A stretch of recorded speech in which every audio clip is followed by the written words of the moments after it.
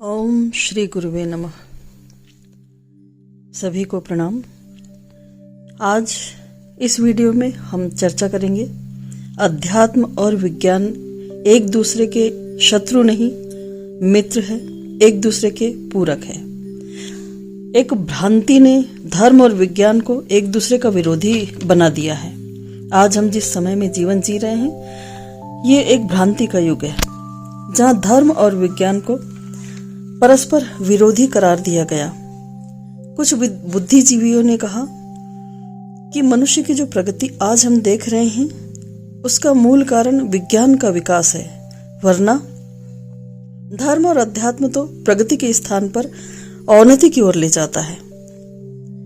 धर्म और अध्यात्म व्यक्ति को निकम्मा बना देता है, अकर्मण्य, आलसी, प्रमादी, निष्क्रिय बना देता है। कुछ दार्शनिकों ने तो यहाँ तक कहा कि धर्म अफीम की गोली है, जिसको खाएं और पड़े रहें, सारी शक्तियों को खोकर बेकार पड़े रहें। यही धर्म और अध्यात्म की एक तरह से पहचान लोगों ने बना दी।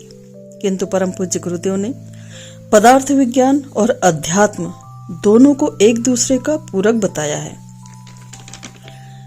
दोनों एक सिक्के के दो पहलू है। एक पहलू घिस जाए तो सिक्का खोटा माना जाता है, और खोटा सिक्का कहीं किसी दुकान में नहीं चलता, वो बेकार हो जाता है।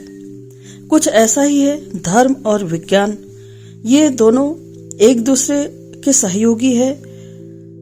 उनके अनुसार अध्यात्म एक उच्च स्तरीय विज्ञान है। अध्यात्म और विज्ञान दोनों एक दूसरे के पूरक है, एक सिक्के के दो पहलू है। दोनों के परस्पर सहयोग पर ही धरती का भविष्य टिका हुआ है। जब विज्ञान अध्यात्म की वर्जनाओं को, सीमाओं को मानने से इनकार कर दें, मर्यादाओं को तोड़कर प्रगति की बात सोचे, तो वो प्रगति दिशाहीन होकर अंधी दौड़ में शामिल हो जाती है, और ऐसी प्रगति मनुष्य सहित समस्त प्राणी और सारी धरती के विनाश के लिए काफी होती है, विनाशकारी सिद्ध होती है। और ऐसा ही है अध्यात्म के बारे में कि जब अध्यात्म विज्ञान की कसौटी पर कसे जाने से बचता है, बचने की कोशिश करता है, अकेले चलने की बात करता है, तब अध्यात्म में मूढ़ मान्यताएं शामिल हो जाती हैं, अंधविश्वासों को प्रश्रय मिलता है। मूढ़ प्रथा परंपराओं में बंधकर आध्यात्मिक व्यक्ति अपने पैरों में खुद बेड़ी डाल लेता है, अपनी तमाम प्रतिभाओं को कुंठित कर लेता है। पिछले कई दिनों से यही हो रहा है। दोनों क्षेत्र अपने आप में स्वतंत्र होकर चलना चाहते हैं, पर दोनों ही प्रगति के सही रास्ते पर नहीं चल पा रहे। पिछले कई दिनों से अध्यात्म और विज्ञान दोनों की ऐसी स्वतंत्रता विकृति के रूप में देखी जा रही है। परम पूज्य गुरुदेव ने आज की आवश्यकता को देखते हुए परिष्कृत अध्यात्म तंत्र का विकास किया, जिसे विज्ञान की कसौटी पर कसा जा सकता है।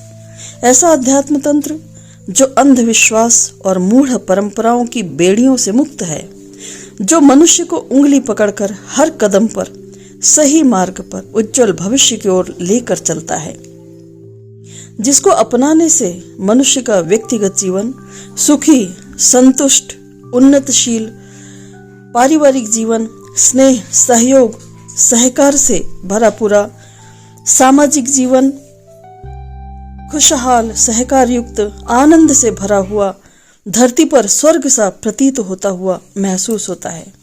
ऐसे ही जीवन के बारे में कहा गया, स्वर्गादपि गरीयसी, स्वर्ग से भी श्रेष्ठ मनुष्य जीवन।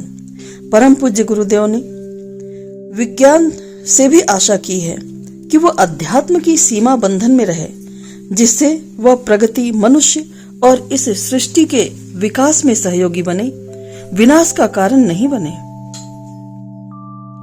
किस तरह से अध्यात्म मनुष्य को हर कदम पर सही दिशा देता है, जीवन के हर पहलू का व्यवहारिक ज्ञान देता है, आपकी हर समस्या का सही समाधान देता है, क्रमशः आगे के एपिसोड में सुनेंगे।